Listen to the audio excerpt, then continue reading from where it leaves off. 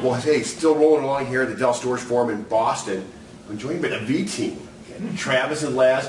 Travis Vigil. Travis, you're the product manager for executive director of product management. There you go. I told you I was going to screw this up. I'm not technical enough to be the product manager. But you can sure tell them what to do.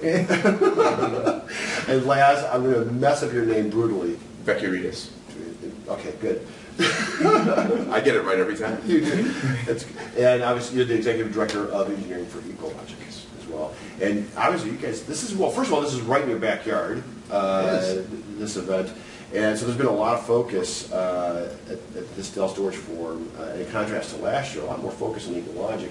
And you guys have a lot more announcements this time as well. The big one that pops out is the Blade server. What an amazing piece of little equipment, small footprint. Yeah. We talked, and generally people have been pretty responsive positively to the announcement. The one question I always have is that there's a lot of great technology in a small footprint. We found a way of integrating multiple Dell technologies, which is an achievement in itself. But taking it a step further than that and getting into use cases and what some of the reference architectures that might be built around the new EqualLogic Blade server. Yeah. Yeah, I mean, I think the convergence aspect of the announcement is good in and of itself, operational efficiency, power savings, things like that. But, at the end of the day, people are running actual workloads on this stuff. So it's real important that we're specific about what you should do with it. And so if you look at what the EqualLogic Blade Array is optimized for, it's really, in general, any medium-sized storage consolidation deployment is probably a good fit.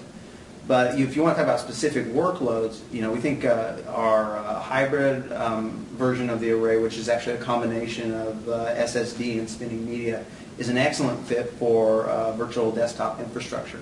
We've done some testing and validation to show that with a hybrid array, you can get about 450 task worker VDI users on that particular piece of equipment. Also, we've done testing, mixed workload testing, because you see, especially in these converged infrastructure offerings, that people aren't just running a single application. So we actually did a mixed workload test of Exchange, SQL, SharePoint coming in from different servers, and excellent performance on that test. Now, are there reference architectures available around each of those use cases? There will be closer to launch. We're launching it in the third quarter. The big reference architecture that we're focusing on is virtualization. So we talked a lot about the converged infrastructure virtualization solution, which is focused on our M420 Blade, which is the industry's only quarter-height blade server, our Force 10 NMXL switch, which is the industry's only 40 gigabit Ethernet blade switch with DCV support, and the EqualLogic Blade Array, specifically focused on virtualization. High-density, high-compute virtualization deployments. You mentioned VDI, and one of the things that we've talked about quite a few times during this week, I think one of the challenges for end users is that almost every VDI project that gets started out there is almost a science experiment, because how do you balance the workload, the number of seats, how do you size the configurations for this? I think coming right out of the gate, that seems so ominous, and because we all know the stories out there of some VDI projects that start off with a small footprint, but then doesn't scale, and they had a great pilot test with it, and then as it scales out, it doesn't work. What are you guys going to be putting together a cookbook or anything to help end users kind of be able to size those environments and something? I know VDI is a very difficult thing to make turnkey, different workloads, and it's very difficult to create predictable variables for that. But is there some baselines, some guidance that end users can expect to see to give them some guidance around VDI? Yeah, absolutely. I mean, it's not you've got to have reference architectures on SQL, Exchange, SharePoint, virtualization, and VDI, right? There's just no question. Those are the most common things that people are doing with EqualLogic in general and on this Blade Array specifically. The nice thing about the EqualLogic architecture, though, is the fact that we have pure scale. And so what you talk about on VDI is absolutely what we see with customers. They'll often do a deployment, have a server, use the direct attached storage. The thing runs great. 50 VDI users. Okay, I want to do that for 500. And that's exactly the problem we run into. Falls down. So EqualLogic is pure scale, right? So you add like bricks, you get a linear scaling of performance and capacity.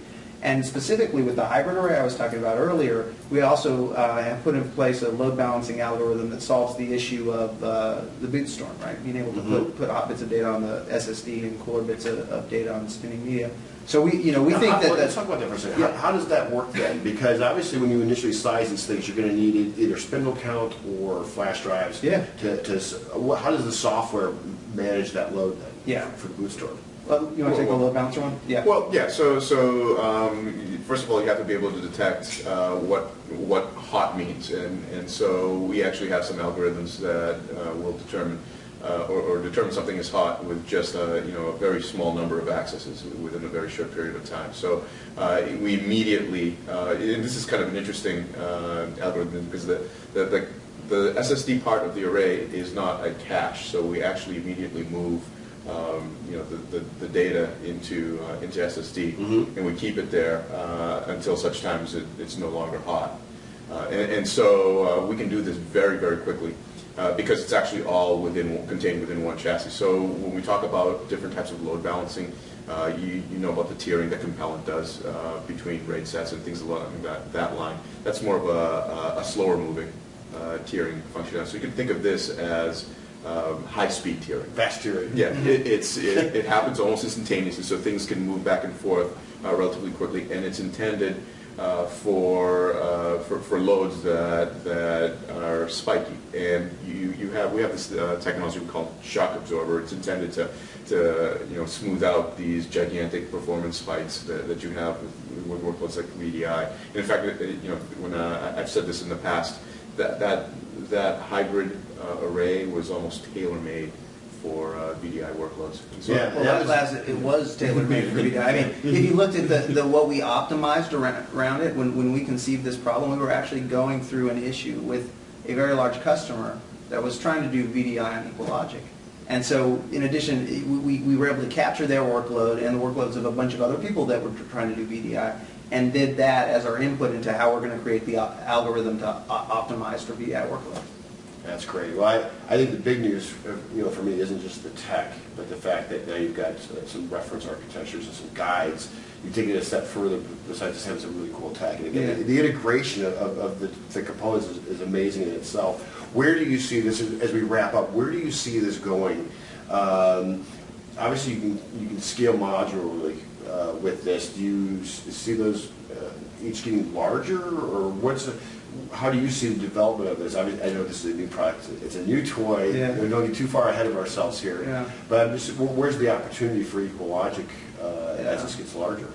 I think, we picked the configurations that we think are going to address the vast majority of use cases out there. You can get up to 4 of these in a blade server, which leaves room for 16-quarter hybrid blades. So that's a nice ratio of blades to blade arrays in the blade chassis. We also have the flexibility that you can scale this device outside of the chassis as well using traditional EqualLogic array. So you can scale a group that has blade arrays in it up to 2 petabytes.